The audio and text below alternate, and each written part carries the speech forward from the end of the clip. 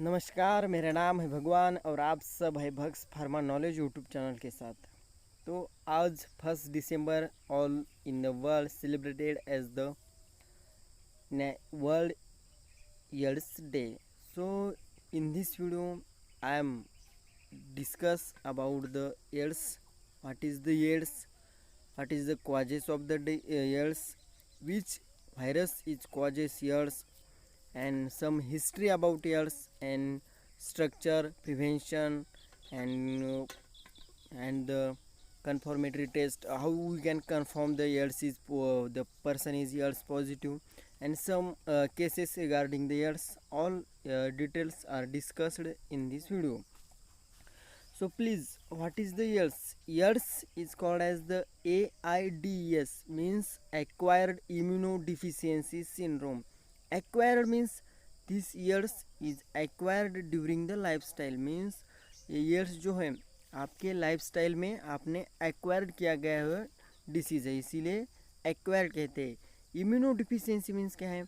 There is the deficiency in to the immunity, means आपकी immunity depress हो जा रही है। डिफिशियंसी हम कहाँ बोलते हैं? Iron deficiency, anaemia, vitamin deficiency, ये जो डिफिशियंसी होते हैं ना, तो ये एड्स में क्या हो जाता है? आपके इम्यूनिटी की डिफिशियंसी हो जाती है, मीन्स आपकी इम्यूनिटी कम हो जाती है। और बाद में सिंड्रोम मतलब क्या है? It is the group of the symptoms, means the AIDS, in the AIDS disease there is the no one symptom, there is a symptoms of group of symptoms, means various symptoms are present into the AIDS, so that AIDS is called as the acquired immunodeficiency syndrome, means acquired into the lifestyle which causes deficiency into the immunity system, and after that is the group of the symptoms, means AIDS is the group of the symptoms, पूरे symptoms का group है। Symptoms मतलब क्या है? Symptoms means जो आपके symptom दिखेंगे, कहाँ पेन होगा, बॉडी थिन हो जाएगी, इम्यूनिटी वीक हो जाएगी, ये पूरे सिम्टम हो जाते हैं आपके एड्स के। तो चलो, एड्स कौन कौन सा वायरस है ये एड्स प्रोड्यूस कर सकता है? तो AIDS producing virus called as the HIV, human immunodeficiency virus. Human immunodeficiency virus is the retrovirus class of the retrovirus and causes AIDS disease. What is the incubation period of the HIV virus? The incubation period of the HIV virus is from 9 months up to 20 years. Please understand, after when आपके body में जब HIV administer कर जाता है, कर जाने के बाद 9th मंथ में आपका पहला सिम्टम दिखेगा, या अप टू 20 ईयर तक आपका पहला सिम्टम देख सकता है। तो एड्स के बारे में क्या ध्यान में रखने का है भाई? एड्स के HIV का इंक्यूबेशन पीरियड कितना है? 9 मंथ टू 20 ईयर्स, तो बहुत ज़्यादा इंक्यूबेशन पीरियड है। तो आपको केयर करने के भाई HIV से हो सकते उतने ही दूर ही रखें। तो चलो, हिस्ट्री के बारे में आपको बताता हूँ कि HIV कहाँ से ओरिजिन हुआ। HIV जैसे कोरोना चाइना से आ गया वो बोलते हैं ना, तो ये आपका HIV या एड्स कहाँ से डेवलप हुआ और उसका ओरिजिन क्या है?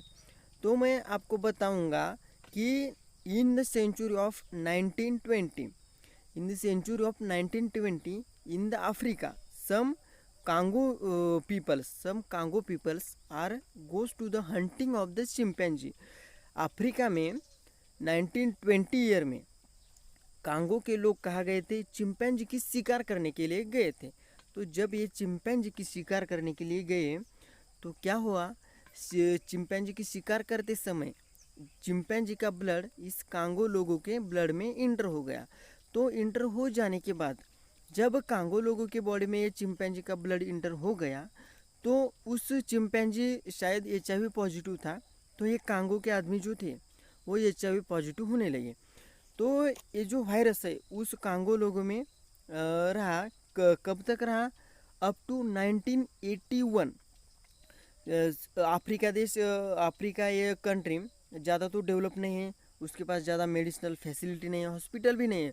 ये बात कब के? 1920, तब तो कोई भी ज़्यादा डेवलपमेंट नहीं होगी।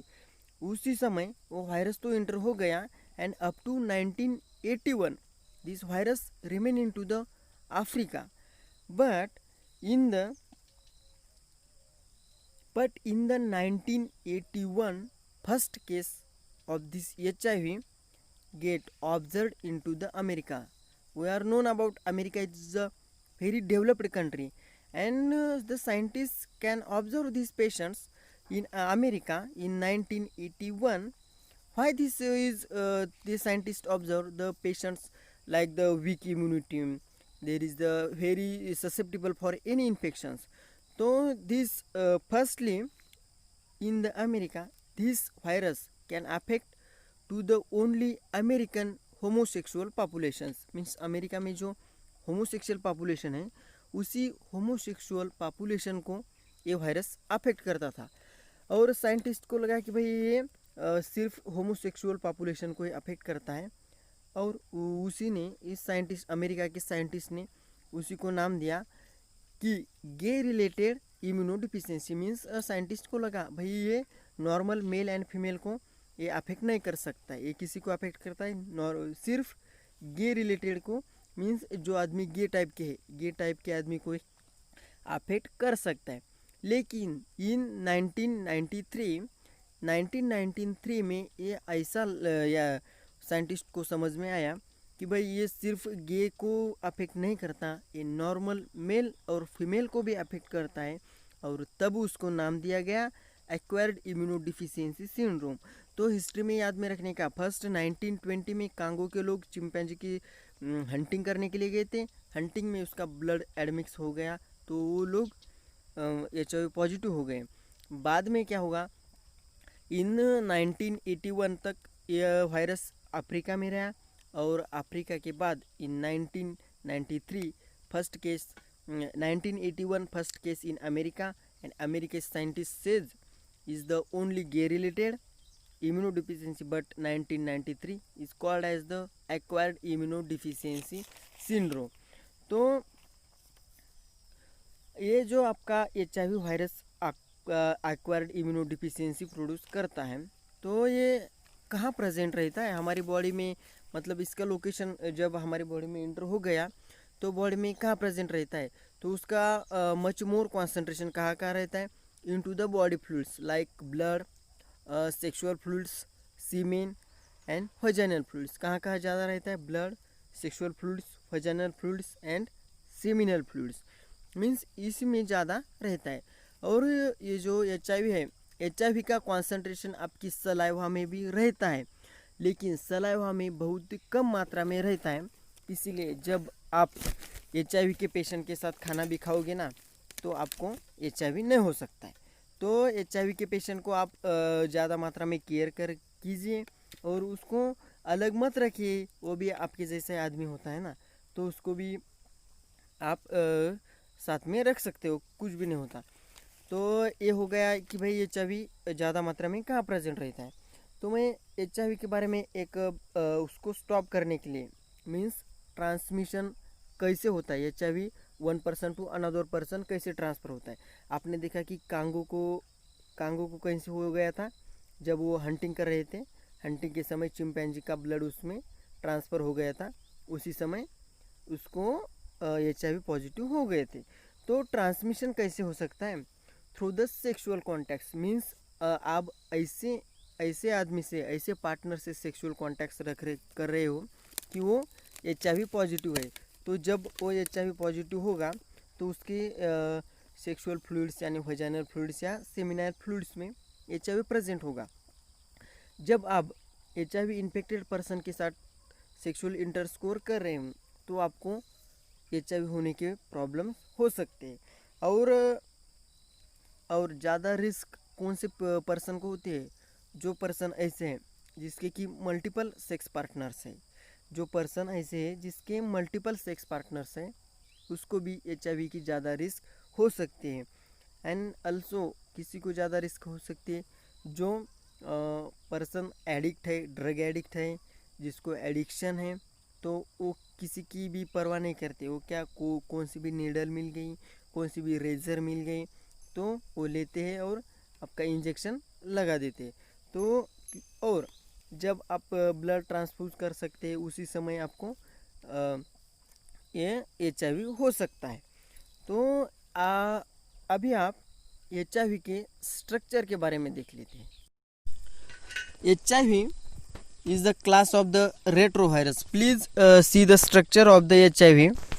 HIV contain one RNA and enzyme called as a reverse transcriptase.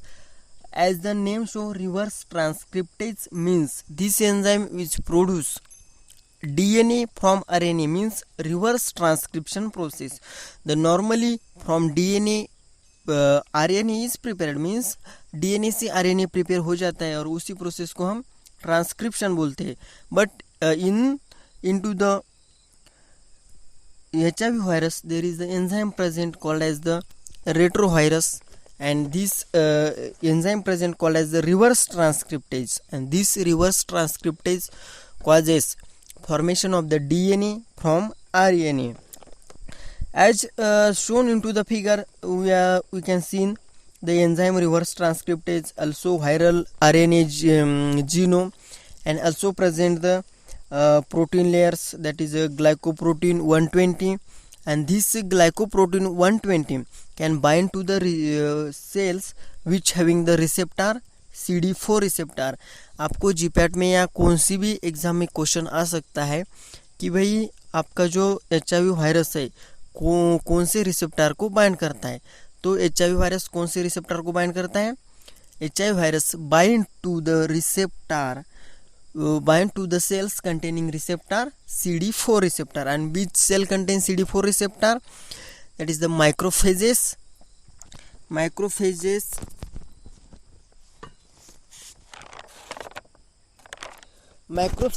and helper T cells are contain the CD4 receptor, so that our HIV bind to the macrophages and helper T receptors and causes breakdown of it and causes depression of our immune system.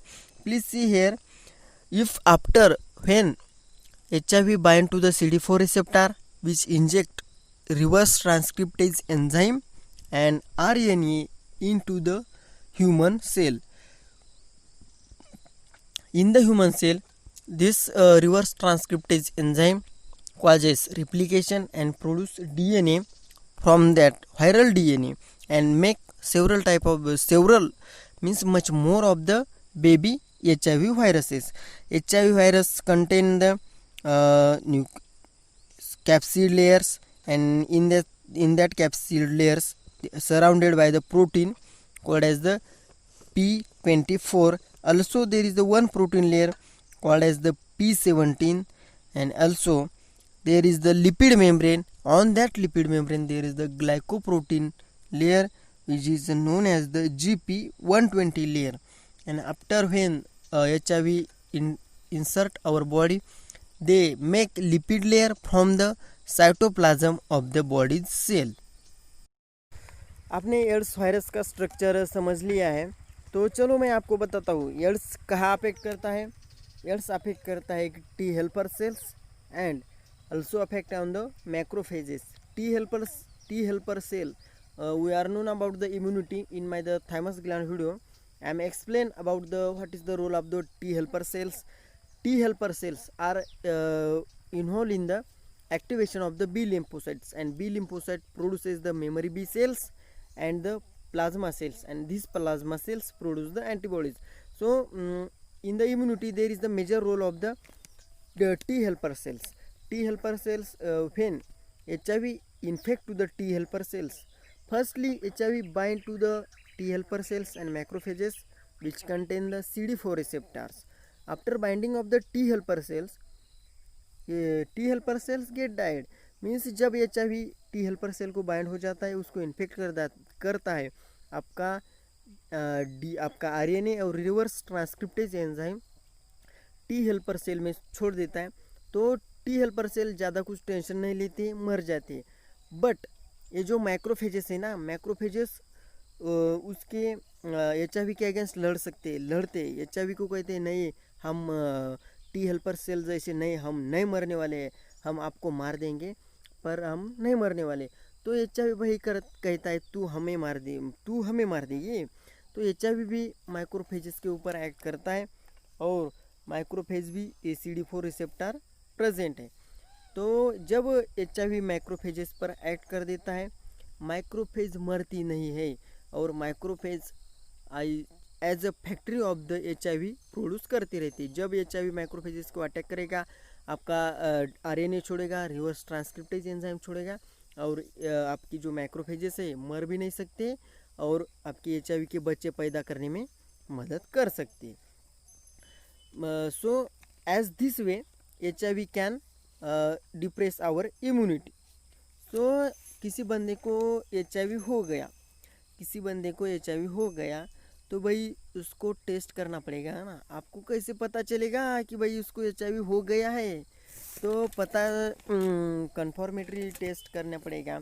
तो ads के लिए आपको test है, कौन सी test है? आपकी first test है ELISA, means enzyme linked immunosorbent assay. Means ELISA test एक कन्फर्मेटरी टेस्ट नहीं है। और कन्फर्मेटरी टेस्ट कौन सी करते हैं? Western blotting is the confirmatory test है। एड्स डे आपको पता है 1 दिसंबर को सेलिब्रेट कर देते हैं और as you seen in to the first page, that is the sign of the HIV thumbnail, as shown in the thumbnail. This is the sign of the HIV. After that how we can prevent the HIV तो हो गया है भाई, मतलब उसको prevent करने का है। मतलब ये सोसाइटी में स्प्रेड ही नहीं होना चाहिए, उसको प्रिवेंट करने का है। तो प्रिवेंट करने का है तो क्या करना पड़ेगा? Several are the non government organisation, several NGO are the working to prevention of the HIV spreading or AIDS causing disease or to minimize the AIDS cases. Various non-government organizations which take the program and educate the people regarding the sexual hygienic and sexual contacts or intercourse. Some are the government organization.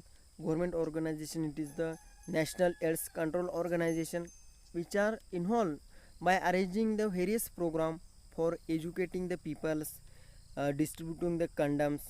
Also they educate the peoples and testing the several peoples, and also they can stop the drug addiction और prevent the drug abuse. म्हणजे means आपके जो drug का कुछ लोग abuse कर सकते हैं ना, उसी ड्रग के एब्यूज़ को भी कंट्रोल कर सकते हैं।